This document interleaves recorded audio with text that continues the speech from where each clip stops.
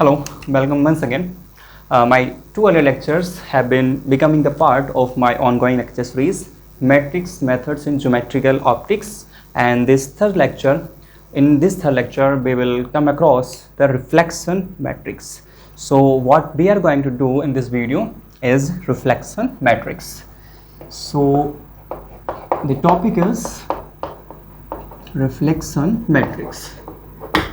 So as in the earlier two lectures, we have got the matrices for reflection, for translation. In the same way, I will be dealing about the reflection matrix. So to understand the phenomena reflection, you can take either any spherical reflecting surface. You can take an idea about concave spherical surface or convex spherical surface. For the sake of simplicity, I am taking concave spherical surface because you know very well by the concave convex spherical mirror, in the most of the cases, the formed image have the nature as of virtual nature. So I am not taking the convex spherical mirror, I am taking concave spherical mirror, so that I will have some convenience to understand the nature of the image, because in approximately all the cases except one, all images formed by the concave mirror are in actual nature or real nature. So let me draw here the concave spherical mirror. So let's say this is the concave spherical mirror whose right side is coated or painted, and this is the principal axis. Let's say this is x-axis, right? And let's say there is a object. Let's say there is an object which is placing at here, and the ray coming from this strikes on this spherical mirror at some point. Let's say this point is A and this point is B.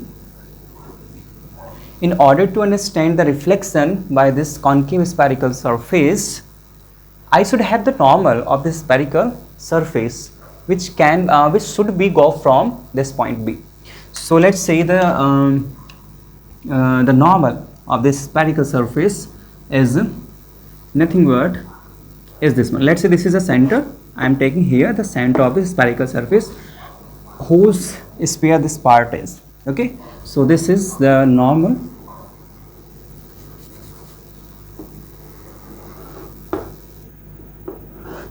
This normal is, let's say, Cn, and this point is B. Let me write here B.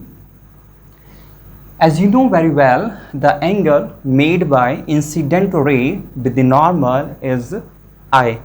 So this angle will be I. So this angle is I, incident angle. Again, I am taking here the parallel of the principal axis. So this line is nothing but the parallel of the principal axis. Okay.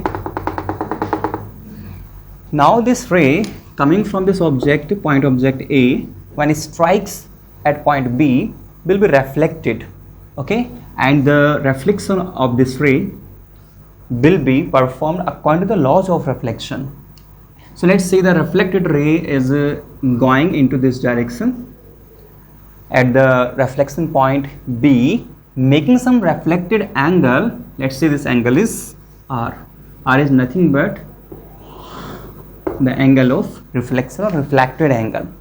So this reflected ray, let's say this ray is AB, say is taken, this is D here. So ABD.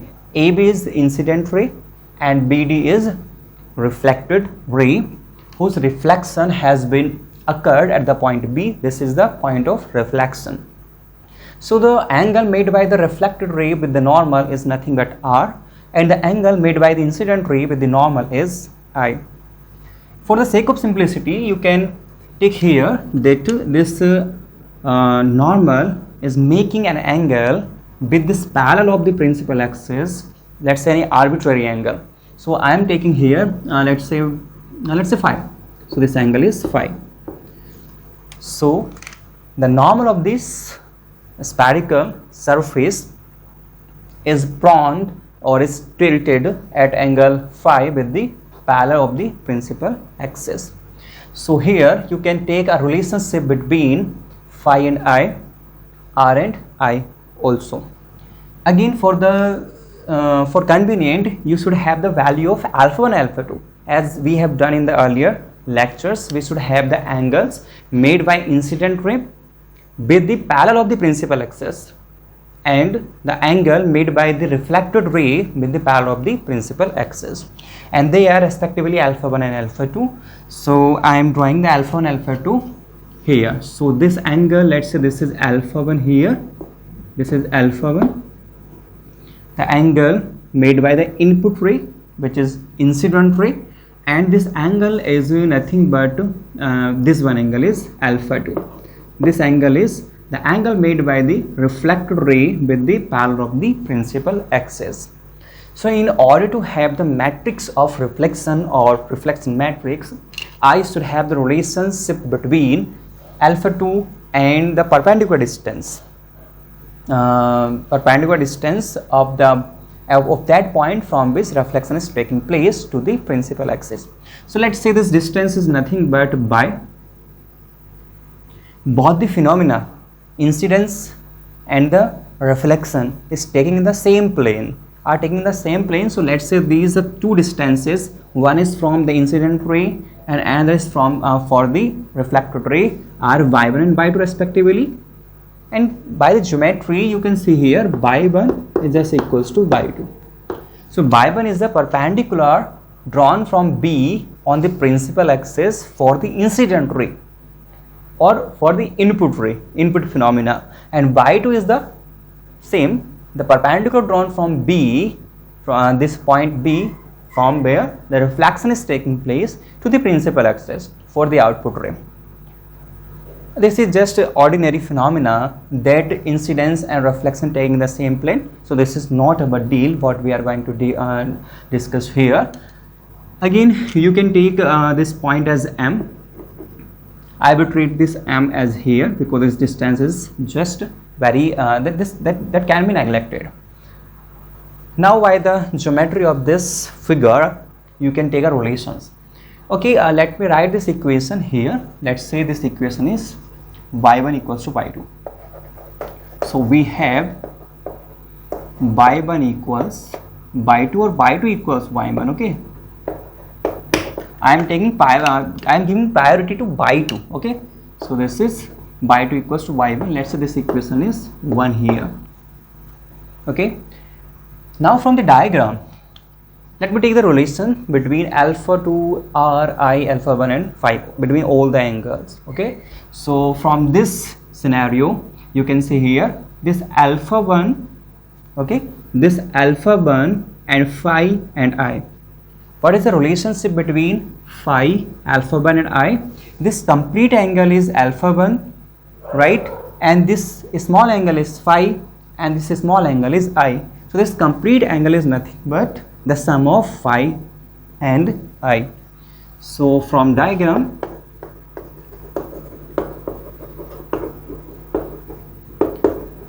we have what we have? We have alpha 1 equals phi 1 plus I. Okay, let me write here I equals alpha 1 minus phi here. Okay, let me give this equation named as 2.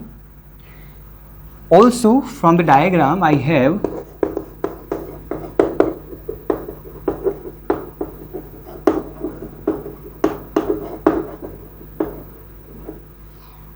the relation between r and alpha 2. You can see here this r equal nothing but phi plus alpha 2. Okay, this r equals phi plus alpha 2. So this r equals phi plus alpha 2. This r equals phi plus alpha 2. Okay, so let me give this equation as another name as 3. So this equation is 3. Now you know very well have the idea of the laws of reflection. So I am using here the laws of reflection. Laws of reflection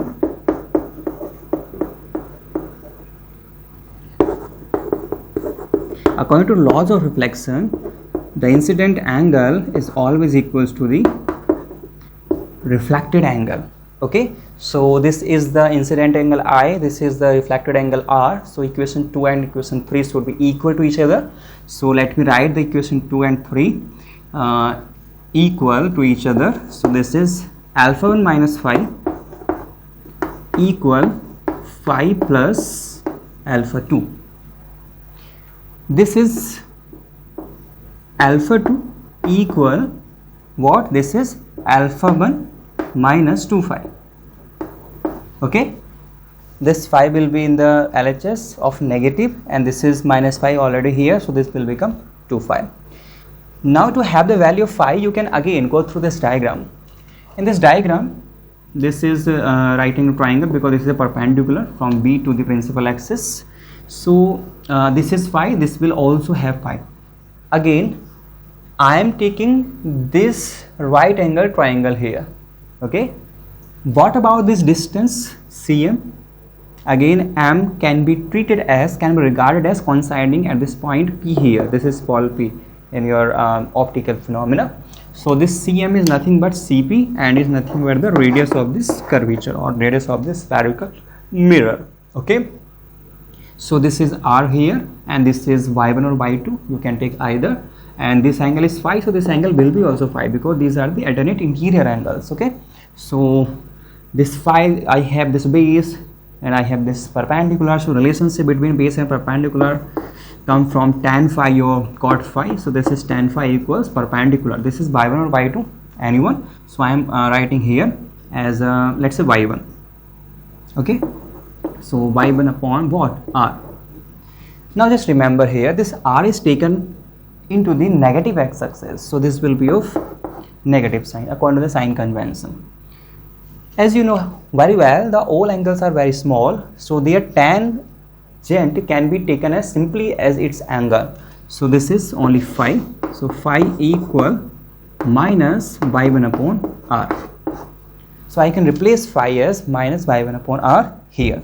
So this alpha 2 is equal to alpha 1 minus 2 phi. Phi is minus y1 upon r. So this is minus y1 upon r, minus and minus gets plus, this is y1 upon r. R1, sorry, this is r. This is the equation for the angle alpha 2. Now I can make the equation for the y2. I have this angle for the output ray alpha 2, I should have the value of y2. So what is the value of y2? Let me give this equation another name. This is equation 4. From equation 1, y2 is going to equal as what? This is y1. I can treat 1 in the multiply of y1, okay, and plus 0 into the multiply of here alpha 1. Okay, this is the another form of equation number 1. y2 equals to 1 times of y1 plus alpha 1 here. You have idea about y1 and alpha 1. y1 and alpha 1 are nothing but the variables of y2. y2 is the dependent variable on the y1 and alpha 1. These are the independent variable. Okay, so I have the value y2 and alpha 2, and y2 and alpha 2 combinedly are called the what? Coordinates of paraxial rays. Okay, output paraxial rays, as y1 and alpha 1 are the coordinate of the paraxial rays for the input ray. In the same way, y2 and alpha 2 are the coordinate for the paraxial ray but for the output ray. So I can write this equation simultaneously. This is alpha 2. I am writing this equation in the beneath of this y2. This is alpha 1. Okay, let me write the alpha 1 in the second place. So this is alpha 1 here. Okay, this is alpha 1 here, and this is 2 times y1 upon r. Okay, Now these are the two equations which are ready to write in the matrix form. So this is equation number 4 and this is equation number 1. These are the another form of both the equations. Now the matrix of what this coordinate can be formed as, okay, let me form this matrix here.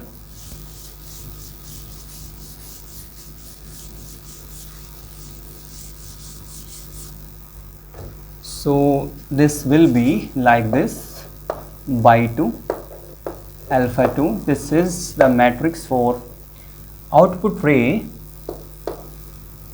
is equals to the coefficient 1 0 1 0. This is 2 y1 upon r. So 2 upon r is the coefficient of y1, 2 upon r is the coefficient of y1, and this is here 1. So this is 1. Okay. Now what are the variables of these equations? These are y1 and alpha 1.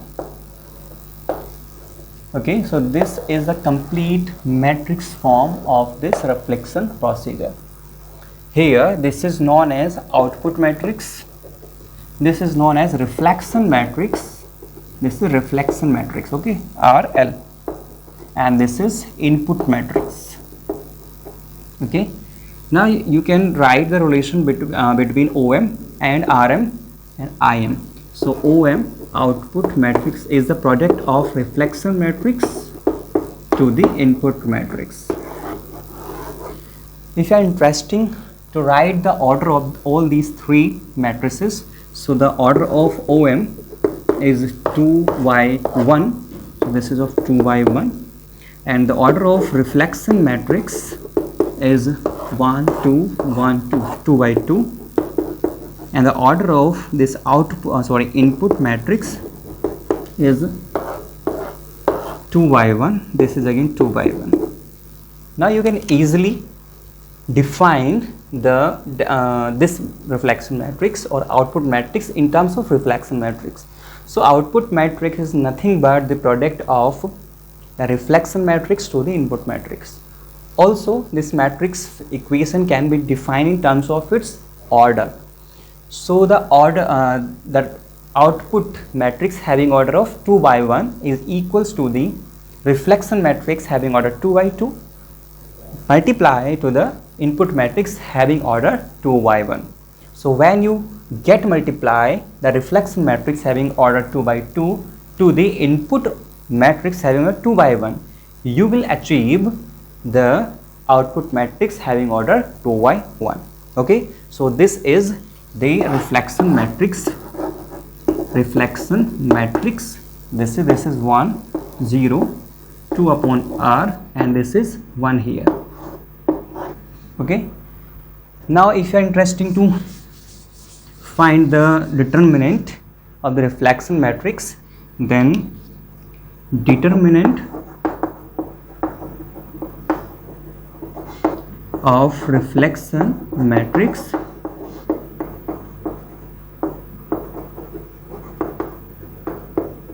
will be, the determinant of reflection matrix will be what?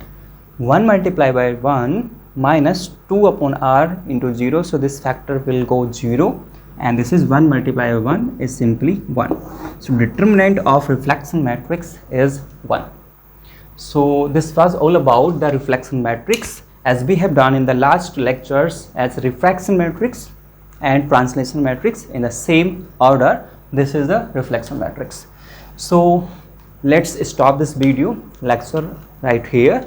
Let's meet in the next video by taking another sequential considerations of matrices methods in geometrical optics. Have a good day.